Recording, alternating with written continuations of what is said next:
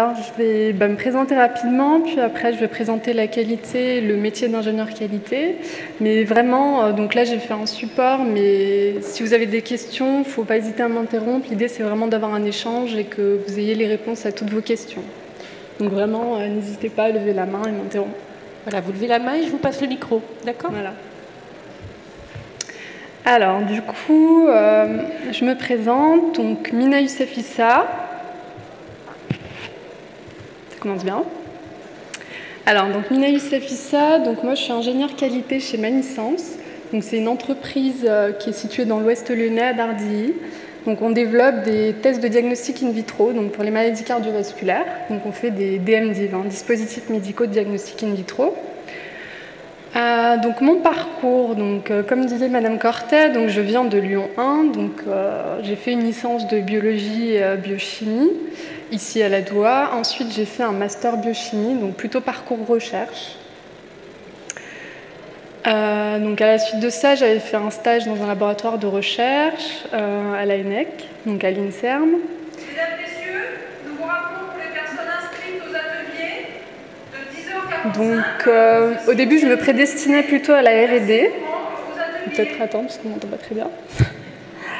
Donc voilà, je disais qu'au début, je me destinais plutôt à la R&D, puisque voilà, c'est ce dans quoi je voulais travailler depuis le début, depuis la licence. Donc, arrivé en fin de Master 2, j'ai pas souhaité continuer en thèse. J'ai plutôt voulu aller plus en aval, donc aller plus vers les produits vraiment, et donc entrer dans une entreprise et voilà, faire des produits un peu plus concrets entre guillemets.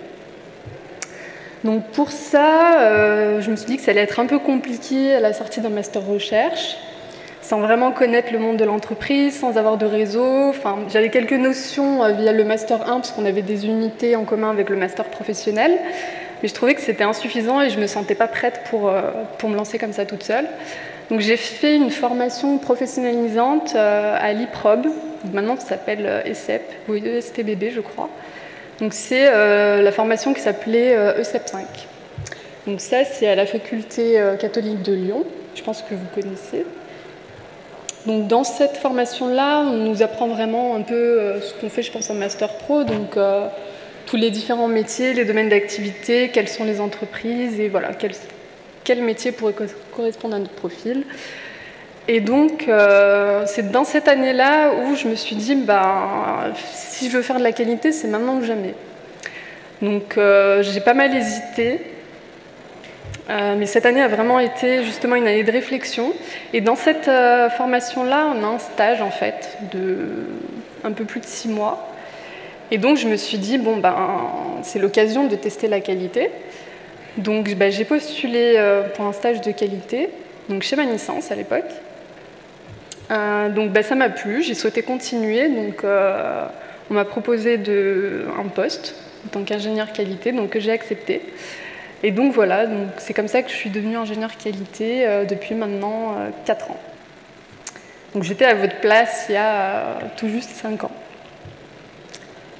Alors, donc ça c'était plutôt pour mon parcours. Donc pour vous expliquer un peu ce que c'est la qualité et concrètement qu'est-ce qu'on fait.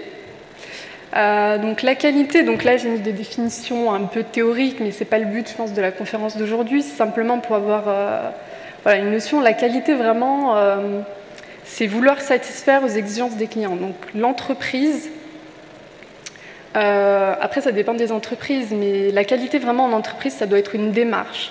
Donc c'est primordial, je trouve, la qualité, surtout en santé, puisque voilà, on fait quand même des produits de santé, donc c'est nécessaire de satisfaire et de s'assurer qu'on répond aux exigences des cahiers des charges, aux exigences des clients, et surtout aux exigences réglementaires et légales, puisque le domaine des produits de santé est quand même assez réglementé. Et bien sûr, la qualité, les certifications ISO, par exemple, ça permet, comme on sait, c'est une certification, donc ça donne un peu confiance aux clients. Et le fait de répondre aux exigences et de s'en assurer, ça fidélise les clients. Donc c'est important pour l'entreprise. Bon, ça, je vais y revenir un peu après. Donc, comme je disais, la qualité, c'est vraiment une démarche qui doit venir de la direction, puisque, en général, dans les entreprises, on a un peu peur de la qualité, on trouve que c'est contraignant. Enfin, Mais ça, c'est vraiment, je pense, une image qui vient d'avant et qui est en train de changer. Vraiment, maintenant, la qualité, c'est être proactif et vouloir s'améliorer en continu. Donc pour ça, il faut vraiment une démarche qui vient de la direction, parce que tout seul, au niveau de l'équipe, voilà, s'il n'y a pas la direction qui donne vraiment une démarche qualité et qui l'assume, c'est un peu plus compliqué. Donc pour ça, il faut, à partir de la politique qualité, monter un système qualité. Je ne vais pas détailler ce que c'est un système qualité, mais en gros, c'est vraiment définir l'organisation de l'entreprise, donc à partir de la définition de processus, qui permettent de structurer les activités, de les formaliser, notamment dans des documents qualité. Donc vraiment, un système qualité pour une entreprise, c'est vraiment structurant, puisque ça permet vraiment de formaliser les activités, de définir les responsabilités, de dire comment les faire, et vraiment, ça donne, je pense, un outil vraiment pour tous les collaborateurs. Donc vraiment, voilà, la qualité, le message, c'est vraiment, il faut en retenir un, c'est que la qualité dans une entreprise, c'est un outil et c'est pas une contrainte et il ne faut pas que ce soit vécu comme une contrainte. Donc pour ça, il y a vraiment, je reviendrai après sur les qualités entre guillemets à avoir, c'est vraiment c'est de l'échange, de la communication et tout passe par ça. Vraiment, la qualité, on n'est pas tout seul sur notre ordi en train de travailler sur le système qualité parce que si vous travaillez tout seul sur un système qualité, vous avez beau faire le meilleur du monde, les plus belles procédures, les mieux rédigées, si personne les utilise, si personne n'adhère, ça ne sert à rien. Donc vraiment, c'est un métier qui est ouvert sur les autres collaborateurs, sur les autres services, et c'est vraiment ça aussi qui est important dans la qualité. Il faut vraiment être à l'aise avec les gens et vouloir discuter et progresser ensemble. Parce que vraiment, on a un support pour tous les autres domaines d'activité de l'entreprise. Donc voilà, la qualité, vraiment, le sens de la qualité, c'est ça, je pense. Alors, juste un petit point un peu théorique, c'est quelque chose qu'on voit souvent, parce que j'ai eu à recruter des stagiaires ou un chargé qualité, et en faisant passer des entretiens, on se rend compte que des fois, il y a quand même des confusions, parce que la qualité, c'est un domaine qui est global, mais dedans, il y a plusieurs branches. Donc, il ne faut pas confondre l'assurance qualité, qui est vraiment la gestion du système qualité, pour justement s'assurer qu'on répond à toutes les exigences. Donc c'est vraiment plus une fonction système, à ne pas confondre avec le contrôle qualité, parce que comme le dit le mot, c'est contrôle. Donc c'est vraiment les activités de contrôle du produit en lui-même, donc au niveau technique, pour s'assurer qu'on répond bien aux spécifications du produit. Donc, par exemple, je ne sais pas, un tampon, il y a des spécifications de pH, de conductible, le contrôle qualité va mesurer le pH de la conductible et dire « ok, ça répond aux spécifications, c'est conforme ». Et ensuite, l'assurance qualité va reprendre et va voir si ok, c'est conforme et va libérer et donc assurer la qualité. Enfin, vraiment, il ne faut pas les confondre. Je ne sais pas si c'est assez clair, si vous avez des questions peut-être là-dessus. Non ? De toute façon, après, vous pourrez poser des questions à la fin aussi, si vous voulez. Alors, concrètement, qu'est-ce qu'on fait quand on est ingénieur qualité au quotidien? Donc, je n'ai pas pu détailler une journée type parce que les jours ne se ressemblent pas, et heureusement, mais j'ai mis globalement la mission et les tâches qu'on fait. Donc, la mission vraiment de l'ingénieur qualité, donc moi je suis plus assurance qualité, c'est vraiment suivre et améliorer l'efficacité du système qualité justement. Et donc pour faire ça, on fait plusieurs choses. Déjà, ça passe par la certification, puisque nous on est certifiés, donc après au niveau des normes, donc il y en a qui sont spécifiques au domaine d'activité. En DMDIV, c'est l'ISO 13485, il y a beaucoup d'ISO 9001 aussi. Donc vraiment, c'est déjà assurer la certification. Et ça passe aussi par une veille normative, voir les évolutions des normes et intégrer les nouvelles exigences dans le système qualité. Donc vraiment, voilà, assurer que le système qualité répond et conforme aux normes. Donc comme je disais tout à l'heure, vraiment la qualité, c'est un métier qui est vraiment tourné vers tous les autres collaborateurs. Donc pour ça, je pense qu'une grande partie de notre métier, c'est vraiment la sensibilisation qualité de tous les collaborateurs. Donc ça passe par quoi? C'est vraiment un travail au quotidien, c'est vraiment être proche des gens.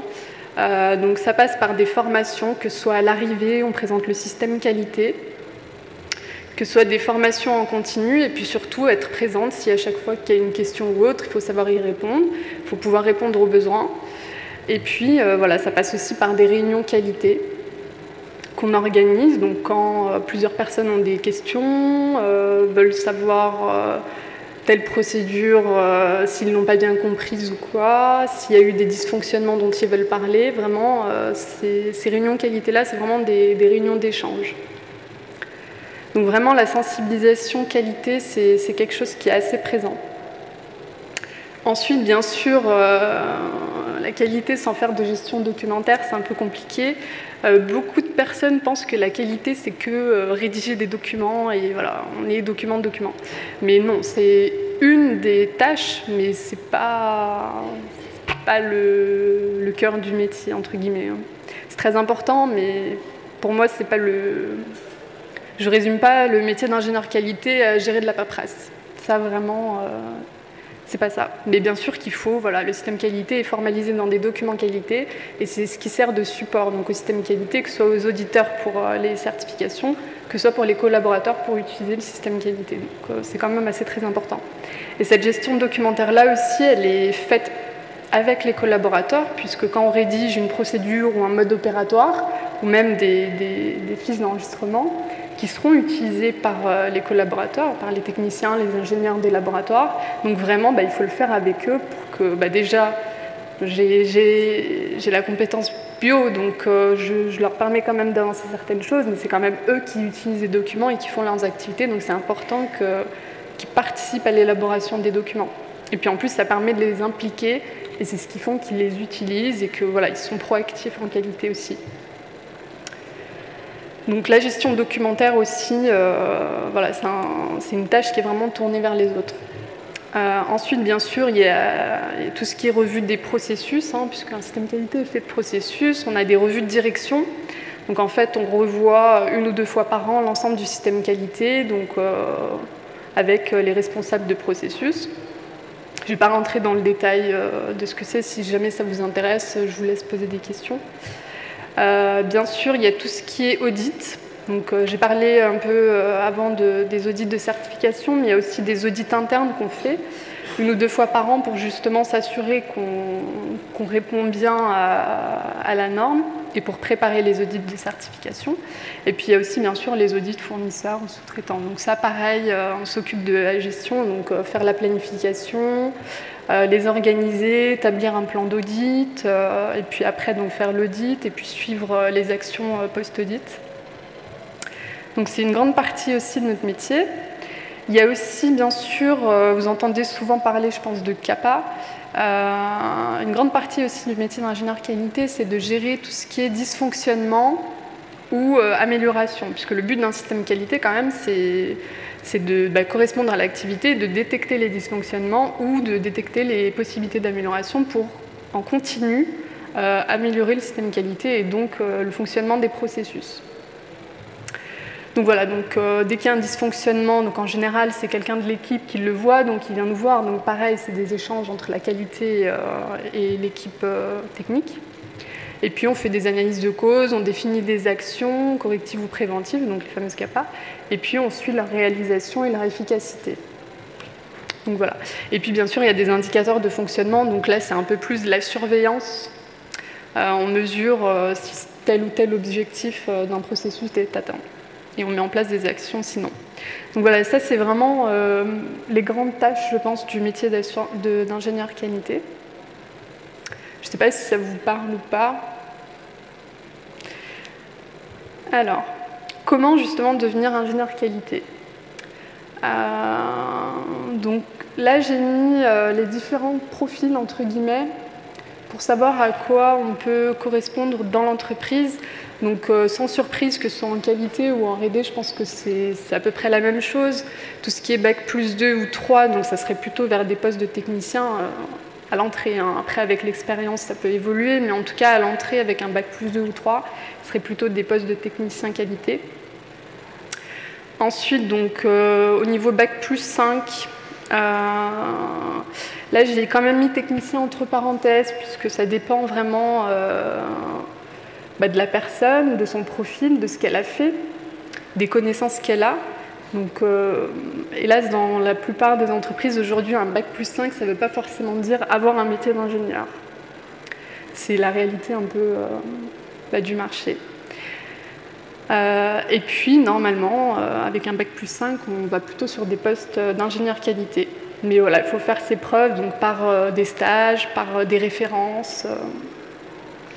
Donc voilà. Ensuite, bien sûr, il y a les bac+8. Donc les bac+8, donc là, c'est plutôt ingénieur, voire responsable. Mais pour être responsable qualité dans une entreprise, il faut avoir un minimum d'expérience dans les produits. Puisqu'en fait, le responsable qualité dans une entreprise libère les produits. Donc en général, il faut quand même assez d'expérience. Et puis je pense que là, dans la nouvelle réglementation européenne, il me semble que c'est une obligation réglementaire d'avoir je ne sais plus combien d'années d'expérience dans le domaine d'activité. Donc voilà. Je ne sais pas si vous avez des questions là sur le parcours, les profils. Là, c'est un avis entre guillemets personnel, mais que je partage avec beaucoup de personnes dans le domaine de la qualité, c'est qu'il faut avoir une formation initiale scientifique qui correspond, si possible, au domaine d'activité de l'entreprise où on travaille. Parce que comme je vous l'ai montré tout à l'heure, vraiment en qualité, on travaille avec l'équipe technique et on travaille sur les processus, les activités. Donc je pense que pour être pertinent et pour vraiment pouvoir échanger de façon pertinente avec l'équipe, il faut comprendre les activités. Je pense que c'est quand même mieux parce que avoir fait un parcours de bio, faire de la qualité, puis après travailler en automobile, ou à l'inversement, quelqu'un qui vient de l'automobile pour travailler dans une entreprise de santé, il y a quand même, c'est possible, je ne dis pas que c'est pas possible, mais c'est quand même mieux de comprendre les produits de santé, de connaître les normes, puisqu'elles sont spécifiques de chaque domaine d'activité, et surtout les réglementations. Donc bon, je pense que voilà, avoir un profil biologie, biochimie pour travailler dans une entreprise de biotechnologie, c'est quand même un avantage, et voire plus qu'un avantage, un prérequis. Après, au niveau de à quel moment bifurquer en qualité, là je vais dire qu'il n'y a pas vraiment de voie royale, entre guillemets. Par contre, j'ai mis la première possibilité, donc c'est une licence scientifique, puis après directement passer un master 1 et 2 en qualité. Donc ça, c'est tout à fait possible.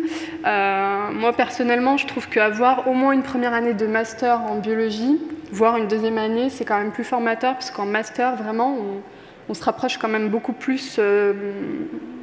On passe un stade, je pense, au niveau des connaissances, et aussi au niveau de la façon de réfléchir, et aussi des connaissances de l'entreprise, puisqu'en master, on commence à s'ouvrir un petit peu vers le marché.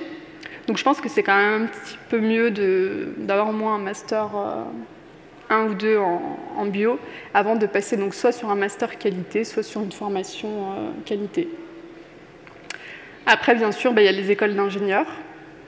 Donc là, il y a toujours la question de universitaire versus ingénieur. Bon, là, je dirais que c'est en fonction vraiment des convictions personnelles des recruteurs, des entreprises. Moi, je pense que les deux se valent, tant que ce qui fait la différence, c'est vraiment la personne, son profil, ses compétences. Donc voilà. Donc vraiment, il n'y a pas de voie royale. Ensuite, pour faire les différentes tâches, j'ai mis quelques qualités requises. Ces qualités-là sont en général, souvent, ça peut vous servir dans les entretiens, parce que c'est ce qu'on demande, quelles sont les qualités requises pour ce poste, qu'est-ce que vous pourrez apporter. Donc ça, c'est vraiment, je pense, c'est les qualités qu'on doit avoir pour réussir en qualité. Alexandre Demolis est attendu à l'accueil. Alexandre Demolis. Donc je disais, en qualité, vraiment, il faut être assez rigoureux et pragmatique, puisque quand même, tout est cadré, il faut être flexible, il ne faut pas non plus être rigide, on n'est pas là pour mettre des contraintes à tout le monde, mais on sert quand même de base. Donc il faut quand même être assez rigoureux, pragmatique. Si on est plutôt dans un esprit un peu inventif, créatif, il faut l'être un minimum, parce que quand même, le système qualité doit pas être... Bon, il faut quand même mieux être rigoureux, pragmatique, organisé. Ensuite, je dirais qu'il faut vraiment faire preuve d'esprit d'analyse et de synthèse, notamment pour tout ce qui est analyse des dysfonctionnements, mise en place d'actions. Là, il faut quand même réfléchir. Et aussi être force de proposition. Et des fois, voilà, les opérateurs n'ont pas forcément envie qu'on leur chamboule leur façon de travailler. Donc vraiment, il faut faire preuve de pédagogie pour leur démontrer que ça pourra leur être bénéfique et que c'est mieux. Et voilà, donc il faut un petit peu s'imposer sans être un peu le gendarme qui dicte la loi. C'est vraiment pas le but. C'est vraiment de travailler en collaboration avec tout le monde pour mettre en place les bonnes méthodes. Donc bien sûr, qualité rédactionnelle, parce que quand même la gestion documentaire c'est une grande partie du travail, donc si on fait plein de fautes d'orthographe, qu'on n'aime pas rédiger, qu'on n'aime pas les documents, c'est un peu compliqué. J'ai déjà vu des CV qu'on m'a envoyés pour faire de la qualité où on disait qu'on avait des qualités rédactionnelles alors que la lettre de motivation était truffée de fautes d'orthographe ou le mail, enfin vraiment c'est des choses auxquelles il faut faire attention. Il faut bien se relire, il faut faire des efforts. Et donc je disais, j'ai mis en gras vraiment la qualité primordiale, je pense. Donc ça, c'est bien sûr la communication, l'ouverture vers les autres. Vraiment, il faut être diplomate, il faut aimer communiquer avec les gens, il faut savoir communiquer avec les gens aussi. Il ne faut rien imposer, on n'est pas là pour mettre des contraintes. Il faut vraiment toujours trouver la meilleure solution, donc il y a beaucoup d'échanges. Donc je pense que c'est une des qualités primordiales. Et bien sûr, il y en a d'autres. Il faut être proactif. Ça, je pense que dans tous les métiers, si on veut travailler et évoluer dans une entreprise, il faut trouver sa place, il faut y aller, quoi. Donc, voilà à peu près ce que j'avais prévu de vous dire. C'est assez généraliste, mais je pensais plutôt faire en fonction de vos attentes, vos questions. Je ne sais pas si j'ai répondu à vos questionnements. Donc là, je vous laisse poser des questions. Sur le parcours, sur le métier, sur les évolutions, sur...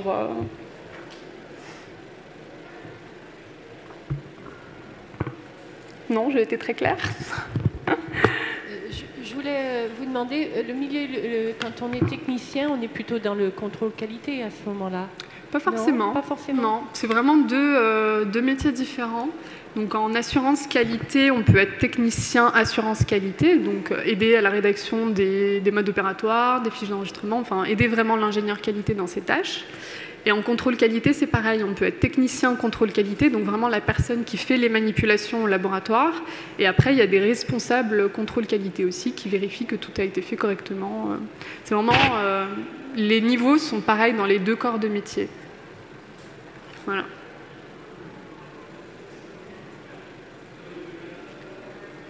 Vous voulez avoir des renseignements, je ne sais pas, sur les normes ISO, les choses comme ça, les audits Je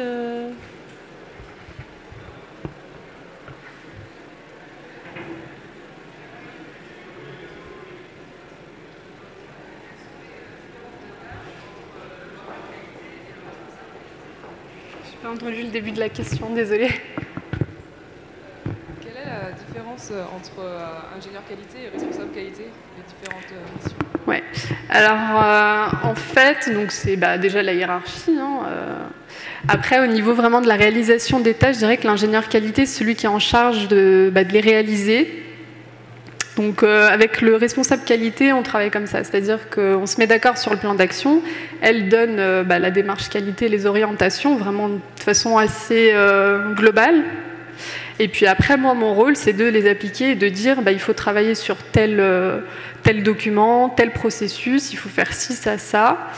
Et donc, c'est un échange, il y a un plan d'action qu'on établit, qu'on propose en tant qu'ingénieur qualité, et ensuite, on est chargé de le réaliser. Donc, soit seul, soit avec l'aide d'un technicien qualité. Donc, c'est vraiment, au niveau des responsabilités, c'est donner, chapeauter l'activité plutôt pour le responsable qualité. Et puis après, l'ingénieur qualité va vraiment proposer les actions qu'il faut faire pour atteindre ces objectifs-là et les réaliser. Et s'assurer de leur efficacité. Voilà.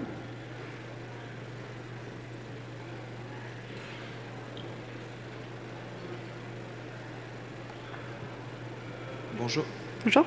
Bonjour Alexis Fèvre. J'avais une petite question par rapport, on a souvent l'idée reçue que la filière qualité est une filière assez fermée. C'est-à-dire que quand on rentre dans la qualité, on finira en qualité. Est-ce que c'est une idée reçue? Ou bien est-ce qu'il y a quand même du vrai dans ce que je dis? Alors, moi, typiquement, je vais vous répondre que non. Quand on fait de la qualité, on ne s'enferme pas dans la qualité. Après, ça dépend de l'entreprise dans laquelle vous êtes. Moi, je travaille dans une entreprise qui est plutôt une PME. Donc, on est plutôt polyvalent et donc on n'est pas figé dans la qualité. Je parle personnellement, donc je suis ingénieur qualité, mais depuis 1 an et demi, on a besoin de l'activité réglementaire, puisque pour mettre un produit sur le marché, il faut avoir un marquage CE. Donc il y a une activité à faire réglementaire qui est très importante, et donc c'est moi qui suis en charge de la réaliser, avec bien sûr le responsable qualité et le directeur général. Mais donc voilà, donc je fais de la qualité, mais finalement je fais aussi le réglementaire. Donc après, c'est vraiment en fonction de ce qu'on est capable de faire, ce qu'on a envie de faire et ce que l'entreprise est capable de nous proposer. Donc voilà. C'est vrai que ça dépend beaucoup de l'entreprise. Hein. Si on est souvent travailler dans une petite ou une moyenne entreprise, on est plus polyvalent, hein, c'est clair. Hein. Ouais. C'est vrai que dans les grosses boîtes, on est vraiment, toutes les activités sont saucissonnées. Donc il y aura des ingénieurs vraiment gestion de documentaire, il y aura des ingénieurs vérification de données, il y aura des ingénieurs qualification d'appareils, voilà. Alors que dans des plus petites structures, vraiment, on est polyvalent. Et puis,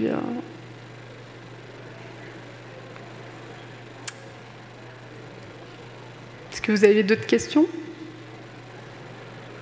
Oui. Alors oui, donc là j'avais recruté un stagiaire en début d'année. Donc là, après je cherchais donc soit un autre stagiaire, soit un CDD. Donc là, il y a tout juste 1 mois et on vient de trouver quelqu'un. Donc désolée, c'est un petit peu tard. 1 mois près, c'était bon. Et en plus, qui commence lundi. Donc oui, mais globalement, les petites entreprises, vraiment, c'est assez dynamique.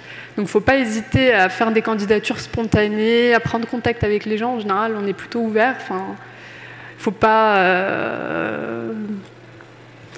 hésiter, quoi. Voilà. En plus, c'est un secteur qui embauche, la qualité. Oui, alors c'est vrai que c'est aussi ce qui a fait que je me suis plutôt orientée en qualité, puisqu'on entend souvent dire que la R&D, ça commence à devenir assez bouché. Ça, c'est plutôt au niveau de la stratégie des grosses boîtes qui réduisent leur effectif R&D. Ils préfèrent acheter des licences ou des produits des petites boîtes, et puis voilà. Donc les métiers de la R&D, on a l'impression qu'ils diminuent un peu. Il y en a toujours, surtout dans les petites boîtes, il y a toujours des métiers R&D, heureusement. Après, c'est vrai que la qualité, il y a beaucoup plus de propositions, mais c'est pas non plus...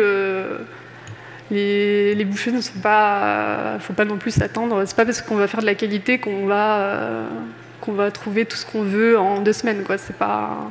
faut être réaliste aussi, quoi. Mais ça, c'est aussi dû à l'évolution des normes, à la réglementation qui évolue et qui fait qu'il y aura toujours des besoins en qualité. Une entreprise aujourd'hui, surtout en santé, elle ne peut pas se passer de la qualité. Donc voilà. Est-ce qu'en R&D, il y a une qualité particulière ou la qualité, elle est vraiment transversale pour tous les services de l'entreprise? Bien sûr, la qualité transversale, on travaille, donc le système qualité englobe toutes les activités de l'entreprise. Donc il y a des processus R&D, il y a des processus production, contrôle, et nous, justement, notre rôle au niveau du système qualité, c'est donc avec les responsables des différents processus, d'élaborer le système qualité, les procédures avec les différents corps de métier. Donc c'est pour ça qu'il faut vraiment être ouvert sur tous les domaines d'activité de l'entreprise.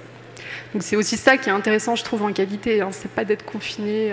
Après, encore une fois, je travaille dans une petite boîte où les secteurs sont petits et je suis la seule ingénieure qualité, donc forcément, je travaille avec tout le monde. Dans les grosses boîtes, je pense qu'il y a plutôt des ingénieurs R&D, des ingénieurs qualité R&D, qualité prod, etc.